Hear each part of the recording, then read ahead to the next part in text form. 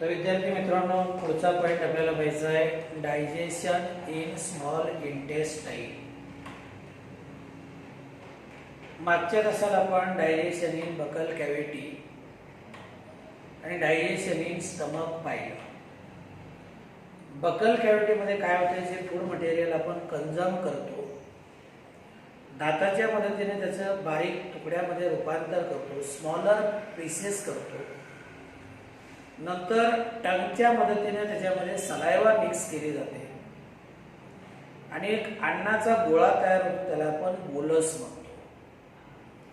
हा जो बोलस आहे, हा बोलस नंतर पॅरेंक्स मधनं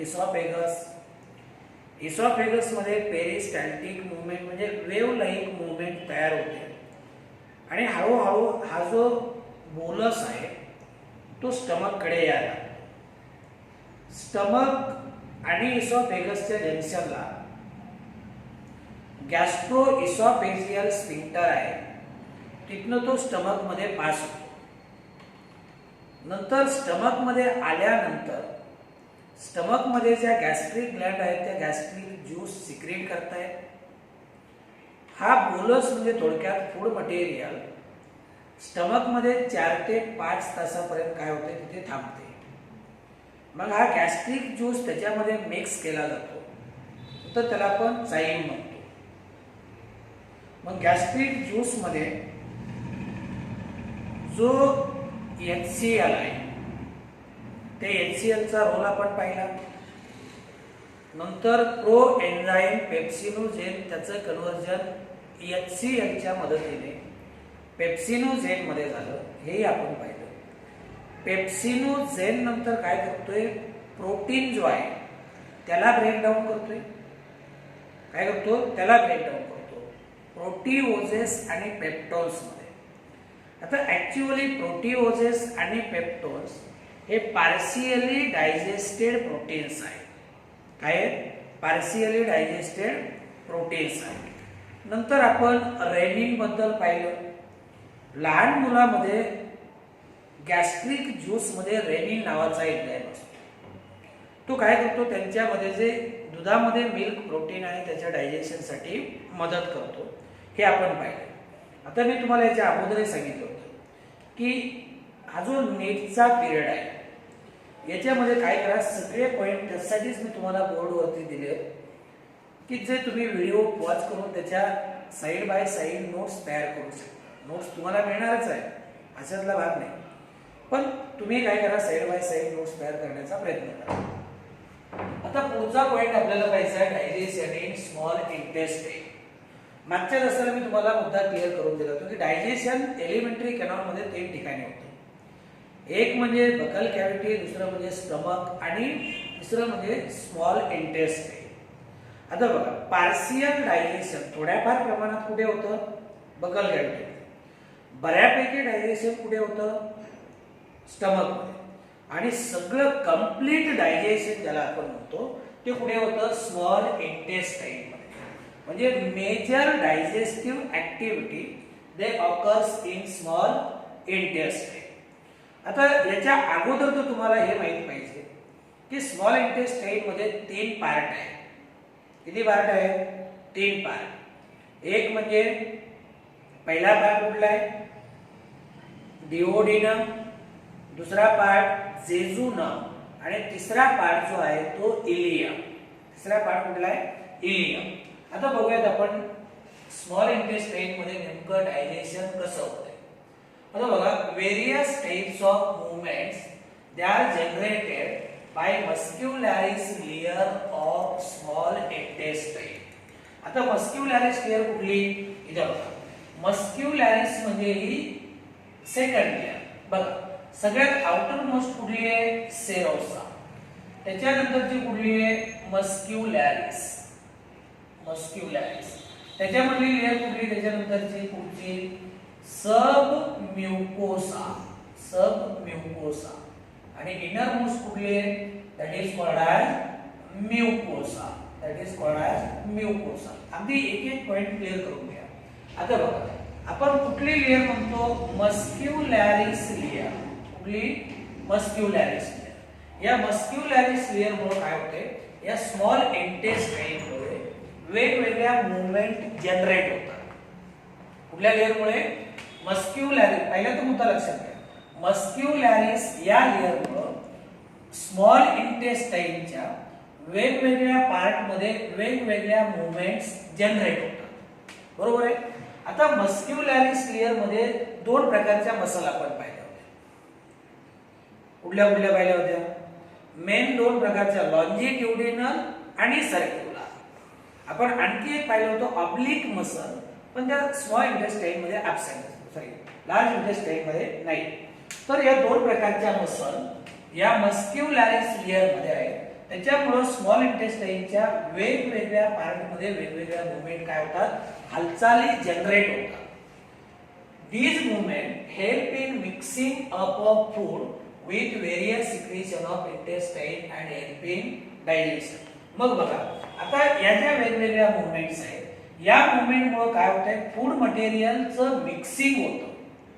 पुन्हा बरोबर वेगवेगळे सिक्रेशन जे आहेत ते इंटेस्टाईन मधनं जे वेगवेगळे सिक्रेशन आहेत त्याच्यामध्ये काय होतं, फूड मटेरियल मिक्स होतं आणि मग अशा पद्धतीने काय होतं, डायजेशन. आता हा मुद्दा क्लिअर झाला. काय?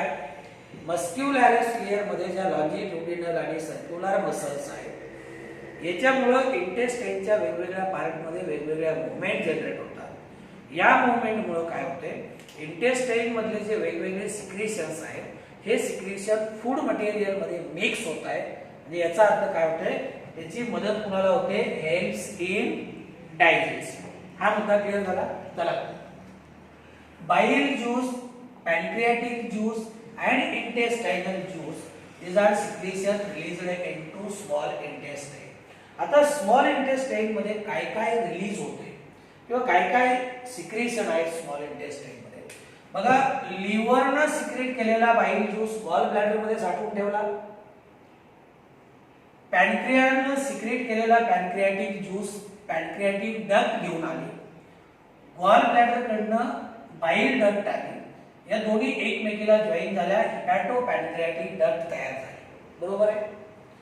मग या हिपॅटो पॅनक्रियाटिक डक्ट काय घेऊन आली, बाईल ज्यूसही आणलाय, पॅनक्रियाटिक ज्यूस आणलाय. कुठे सोडला, स्टमक मध्ये, नंतर सॉरी इंटेस्टाईन मध्ये, नंतर इंटेस्टाईनल ज्यूस. म्हणजे थोडक्यामध्ये बाईल ज्यूस, पॅनक्रियाटिक ज्यूस आणि इंटेस्टाईनल juice, these are secretion which are released into small intestine. आता हे सगळे कुठे आले, स्मॉल इंटेस्टाईन मध्ये आले. कुठे आले, स्मॉल इंटेस्टाईन. काय काय आलं, बाईल ज्यूस, पॅनक्रियाटिक ज्यूस आणि इंटेस्टाइनल ज्यूस.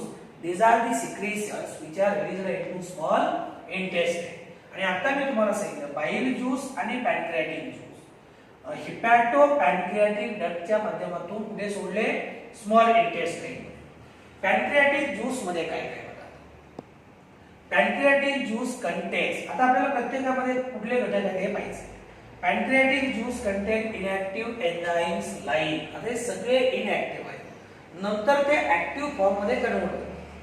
आता सिक्वेन्स कुठून लावून घ्या, स्मॉल इंटेस्टाईन मधले कुठले कुठले सिक्रेशन आहे, बाईल ज्यूस, पॅनक्रियाटिक ज्यूस आणि इंटेस्टाईन.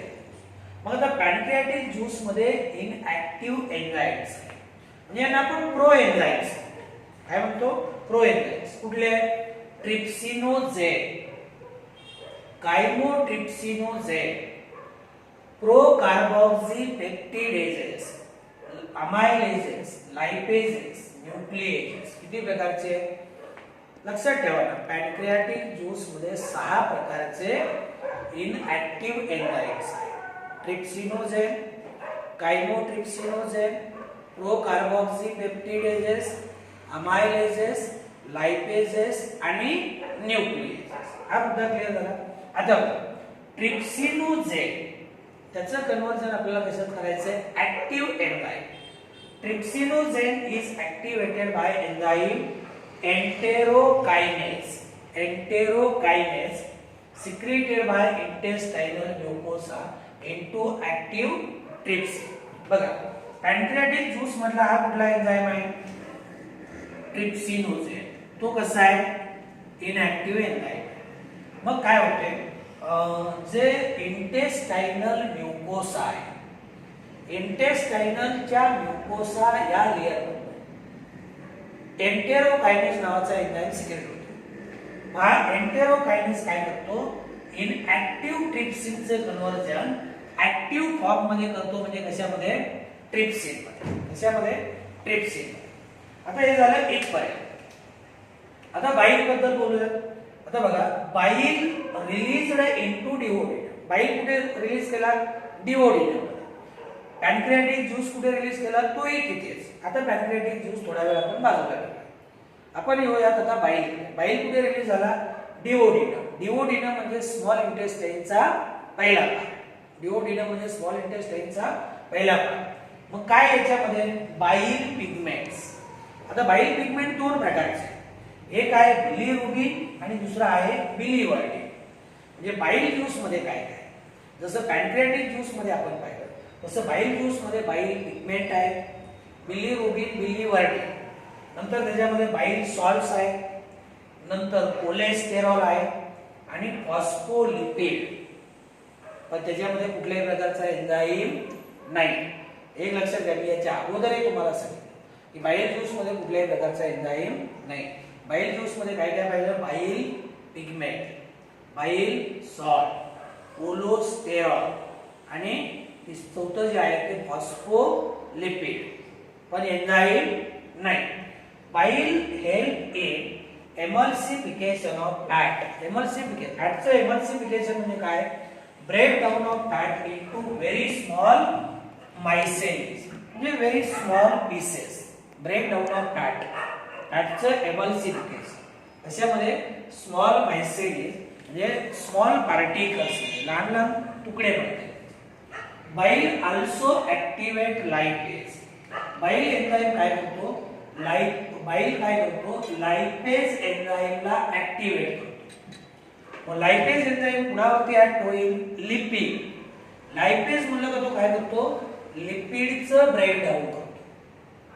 कुणाचं, लिपिडचं ब्रेकडाऊन. आता इंटेस्टाइनल म्युकोसल एपिथेलियम. आता इंटेस्टाइन मध्ये जी म्युकोसा लेयर आहे तिथल्या ज्या एपिथेलियल सेल आहे तिथे काय, गॉबलेट सेल आहे. काय, गॉबलेट सेल. गॉबलेट सेल आपण पाहिलं आहोत. आणि गॉबलेट सेल मधनं काय सिक्रेट होतंय, म्युकस सिक्रेट होतं. म्हणजे इंटेस्टाइनल म्युकोसल एपिथेलियम म्हणजे थोडक्यामध्ये इंटेस्टाइन मधली जी म्युकोसा लेयर आहे, या म्युकोसा लेयर मध्ये गॉबलेट सेल आहे. गॉबलेट सेल मधनं म्युकस सिक्रेट होतो. काय होतो, म्युकस सिक्रेट होतो. And secretion of brush border cells of mucosa along with secretion of goblet cell. आता बघा, इथं म्युकोसा लेयर मध्ये काही ब्रश बॉर्डर असणाऱ्या सेल्स आहेत. त्या सेलचं सिक्रेशन, गॉबलेट सेलचं सिक्रेशन एकत्र आले तर याच्यापासून काय तयार होतो, इंटेस्टाइनल ज्यूस किंवा सकस एंटेरिकस. सकस एंटेरिकस म्हणजे बघा, ज्या इंटेस्टाइनच्या म्युकोसा लेयर मध्ये ब्रश बॉर्डर सेल्स आहेत, या ब्रश बॉर्डर सेल्स आणि म्युकोसा मध्ये ज्या गॉबलेट सेल आहेत तिथनं सिक्रेट होणारा म्युकस एकत्र येऊन इंटेस्टाइनल ज्यूस किंवा सकस एंटेरिकस सिक्रेट करतात. मग आता सकस एंटेरिकस मध्ये काय, जसं आपण पाहिलं पॅनक्रियाटिक ज्यूस मध्ये काय 6 इनएक्टिव्ह एन्झाइम्स पाहिजे. कुठले कुठले पाहिजे सांगा बघू एकदा. कुठले कुठले पाहिजे, ट्रिप्सिनोज आहे, कायमोट्रिप्सिनोज आहे, प्रोकार्बोक्सीपेप्टिडेज, अमायलेजेस, लायपेजेस आणि न्यूक्लिएजेस. पाहिले का नाही पॅनक्रियाटिक ज्यूस मध्ये. हा चला, नंतर आपण पाहिलं बाईल ज्यूस मध्ये काय काय पाहिलं. बाईल ज्यूस मध्ये आपण पाहिलं बाईल पिगमेंट्स, बाईल सॉल्ट्स, कोलेस्टेरॉल आणि फॉस्फोलिपिड्स. पण काय नाही, एन्झाइम्स. तसं इंटेस्टाइनल ज्यूस किंवा सकस एंटेरिकस याच्यामध्ये काय काय ते पाहिजे आपल्याला. तर this juice contain variety of enzymes like कुठले कुठले एन्झाइम, डायसॅकॅराइडचं ब्रेकडाऊन मोनोसॅकॅराइड मध्ये करणारे डायसॅकॅराइडेजेस, डायपेप्टिडेजेस, लायपेजेस, न्यूक्लिओसाइडेजेस एक्सेट्रा. आता बघा, डायसॅकॅराइडेज एन्झाइम काय करतो, डायसॅकॅराइडचं कन्व्हर्जन म्हणजे ब्रेकडाऊन मोनोसॅकॅराइड. डायपेप्टाइडचं ब्रेकडाऊन करणारे एन्झाईम डायपेप्टाइडेजेस, लिपिडचं ब्रेकडाऊन करणारे लायपेजेस, न्यूक्लिओसाइड त्याचं ब्रेकडाऊन करणारे न्यूक्लिओसाइडेजेस. हे सगळे एन्झाईम कुठे इंटेस्टाइनल ज्यूस मध्ये, इंटेस्टाइनल ज्यूस मध्ये. मग आता या सगळ्या एन्झाईमच्या मदतीने आपल्याला काय करायचंय, हळूहळू डायसॅकराइड, डायपेप्टाइड, लिपिड, न्यूक्लिओसाइड यांचं ब्रेकडाऊन करायचं. आता इथून पुढच्या रिएक्शन बघा. Proteins, proteoses, peptose. आता ऍक्च्युअली प्रोटीओजेस आणि पेप्टोज काय आहेत, पार्शियली डायजेस्टेड प्रोटीन किंवा पार्शियल ब्रेकडाऊन केलेले प्रोटीन जे चाईल मध्ये आहे. Proteins, proteoses, peptose in chyle reaching intestine are acted upon proteolytic enzyme or pancreatic juice. आता याच्यावरती कोण होणार, पॅनक्रियाटिक ज्यूस मधले प्रोटीओलायटिक एन्झाईम ऍक्ट होणार. मग बघा, प्रोटीन्स, पेप्टोज, प्रोटीओजेस आता हे कुठे आले, स्मॉल इंटेस्टाइन. यांच्यावरती कोण ऍक्ट होणार, पॅनक्रियाटिक ज्यूस मधले इनॅक्टिव्ह एन्झाईम कुठले, ट्रिप्सिन, कायमोट्रिप्सिन, कार्बोक्सीपेप्टिडेज. हे याच्यावरती ऍक्ट झाले. याचं ब्रेकडाऊन कशामध्ये होतंय, सिंपल फॉर्म म्हणजे डायपेप्टाइड्स. आता हे 5-6 इक्वेशन असे ठेवता, कशामध्ये, डायपेप्टाइड्स. आता बघा दुसरं एक कार्बोहायड्रेट्स इन चाईल. आता कार्बोहायड्रेटचे ब्रेकडाऊन करावं लागेल. Are hydrolysed by pancreatic amylase into disaccharide. Carbohydrate कोण आहे, पॉलिसॅकराइड. मग कार्बोहायड्रेट वरती कोण ऍक्ट होणार, अमायलेज एन्झाईम. आणि अमायलेज एन्झाईम काय करणार, कार्बोहायड्रेटचं रूपांतर डायसॅकराइड म्हणजे सिंपल फॉर्म मध्ये करणार. बघा पॉलिसॅकराइड म्हणजे कोण, कार्बोहायड्रेट किंवा स्टार्च. अमायलेज कशामध्ये रूपांतर झालं, डायसॅकराइड. कशामध्ये, डायसॅकराइड. हे दोन लक्षात आलं. आता बघा तिसरे इक्वेशन काय सांगते, fats are broken down by lipases. फॅटचं ब्रेकडाऊन कोण करणार, lipases, with the help of binding into di and monoglyceride. म्हणजे बघा फॅट याच्यावरती लायपेज एन्झाईम ऍक्ट होणार. याचं सुरुवातीला ब्रेकडाऊन कशामध्ये करणार, डायग्लिसराइड मध्ये. आणि नंतर डायग्लिसराइडचं रूपांतर कशामध्ये करणार, मोनोग्लिसराइड्स. त्याच्यामध्ये मोनोग्लिसराइड्स. नंतर पुढचं बघा, आतापर्यंत आपण कुणाचं ब्रेकडाऊन पाहिलं, प्रोटीन्स, पेप्टोज आणि प्रोटीओजेस. त्याच्यानंतर कुणाचं पाहिलं, पॉलिसॅकराइडचं डायसॅकराइड मध्ये. आणि तिसरं पाहिलं फॅटचं ब्रेकडाऊन, सुरुवातीला मोनोग्लिसराइड आणि नंतर सुरुवातीला डायग्लिसराइड आणि नंतर मोनोग्लिसराइड. आता बघा न्यूक्लिएजेस एन्झाईम. न्यूक्लिएजेस कुठे, पॅनक्रियाटिक ज्यूस मध्ये. They acts on nucleic acid to form nucleotides and nucleosides. आता इथे बघा याच्यामध्ये तुम्हाला इक्वेशन दाखवतो.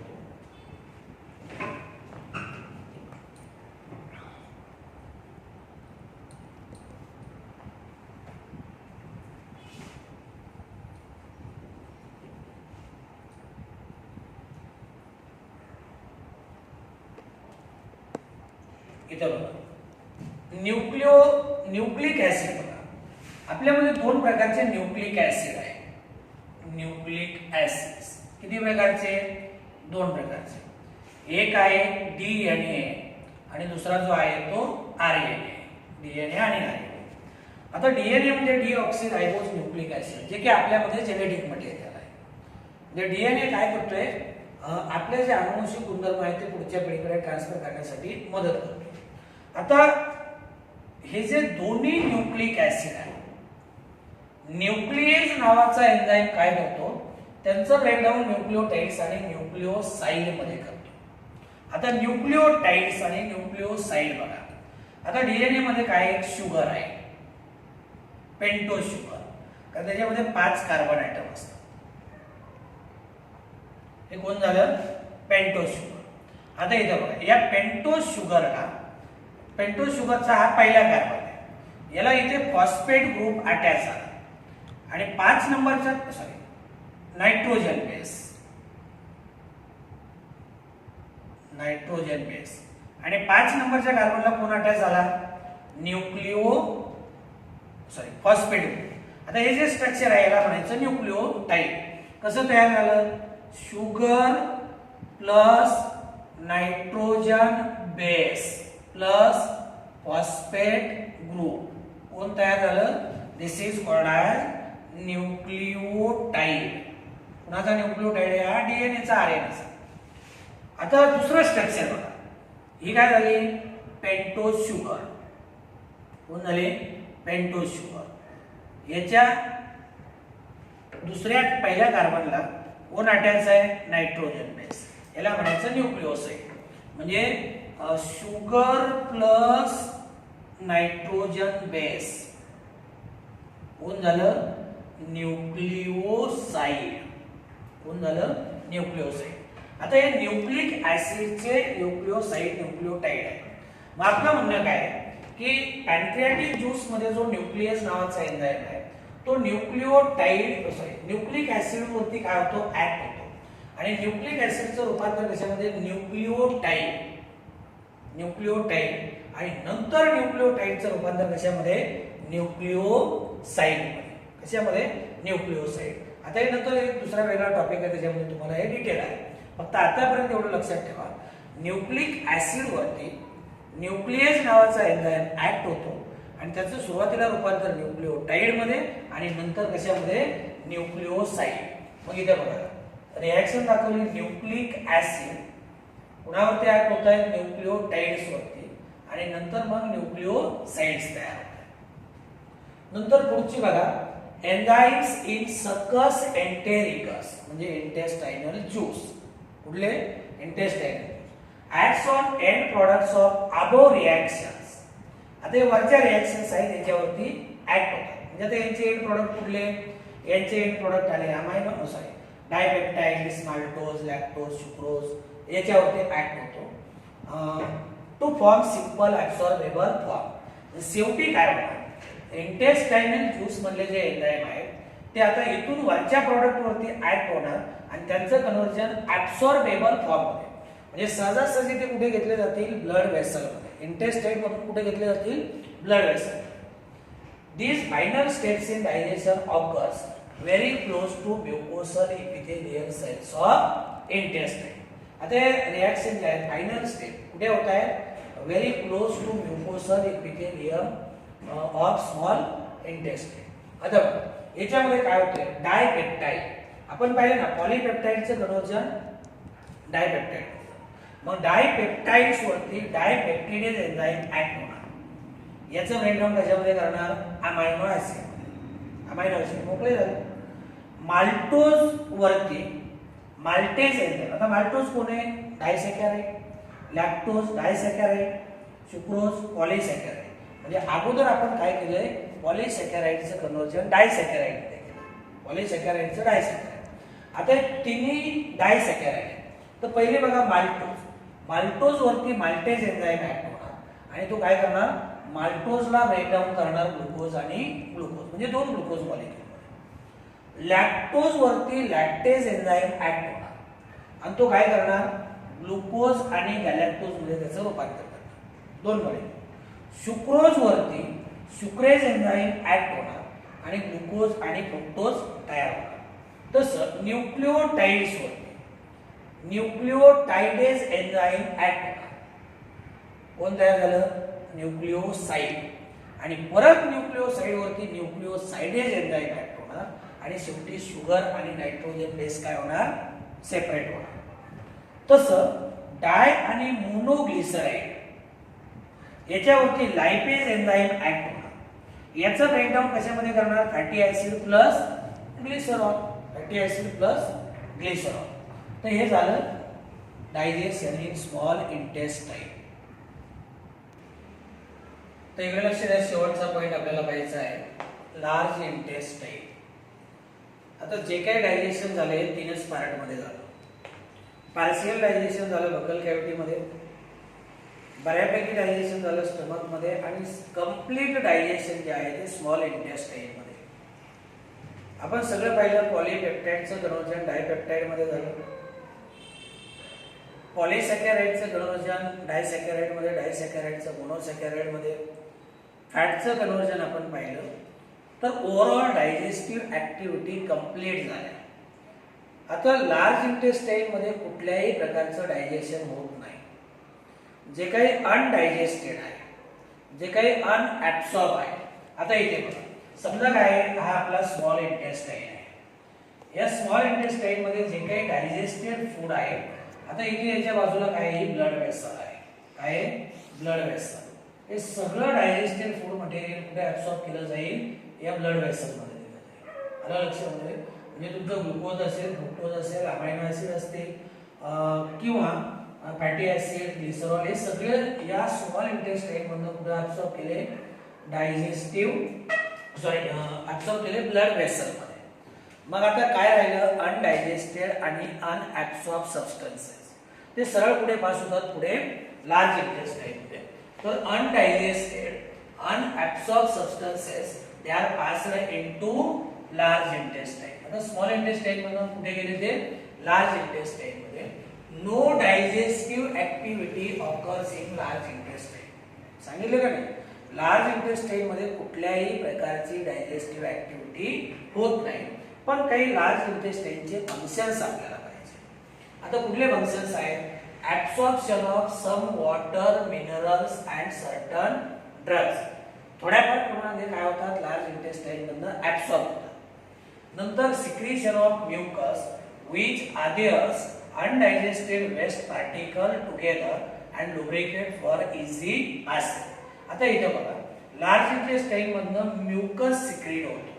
हा म्युकस काय होतो, जे अनडायजेस्टेड वेस्ट आहे, या अनडायजेस्टेड वेस्टला काय करतो, लुब्रिकेट करतो. आणि लुब्रिकेट केल्यामुळे, गुळगुळीत झाल्यामुळे तो आपल्याला शरीराच्या बाहेर काढण्यासाठी काय होतं, सोयीचं होतं. म्हणजे सहजासहजी तो काय करतो, शरीराच्या बाहेर काढला जातो. दी अनडायजेस्टेड अँड अनअब्सॉर्ब सबस्टन्सेस, ज्याला की आपण काय म्हणतो, फेकल मॅटर म्हणतो किंवा त्याला आपण फेसेस म्हणतो. हे फेसेस कुठे येते, लार्ज इंटेस्टाईनचा शेवटचा पार्ट सिकम मध्ये साठवून ठेवले जाते. आणि नंतर इलिओसिकल वॉल आहे which prevent back flow of फेकल मॅटर. म्हणजे जे अनडायजेस्टेड अनअब्सॉर्ब सबस्टन्सेस आहेत त्याला आपण फेसेस म्हणतो, ज्याला आपण फेकल मॅटर म्हणतो. हे कुठे आलं, सिकम मध्ये. सिकम मध्ये टेम्पररी काय केलं जातं, साठवून ठेवलं जातं सिकम मध्ये. नंतर it is temporary stored in rectum. Caecum मधनं कुठे जाईल, रेक्टम मध्ये. सिकम मधनं रेक्टम मध्ये. टेम्पररी स्टोरेज रेक्टम मध्ये, नॉट सिकम. तो कुठे साठवून ठेवलं जाईल, रेक्टम. रेक्टम हा लार्ज इंटेस्टाईनचा शेवटचा भाग. कधीपर्यंत, टिल डिबेलिकेशन, म्हणजे दुसऱ्या दिवशी सकाळी आपण याला शरीराच्या बाहेर काढेल. The activities of gastrointestinal tract. Stomach आणि इंटेस्टायनल ट्रॅक्ट मध्ये जे वेगवेगळे पार्ट आहेत त्यांच्या ज्या ऍक्टिव्हिटीज आहेत या कुणाच्या कंट्रोल खाली आहेत, these are neural and hormonal control. म्हणजे त्यांच्यामध्ये कोऑर्डिनेशन, त्यांच्यामध्ये समन्वय ठेवण्यासाठी काही हार्मोन्स मदत करतात आणि मेंदू मधनं सिग्नल येतात. आलं लक्षामध्ये? तर हे झालं डायजेशन ऑफ फूड बद्दल. Digestion of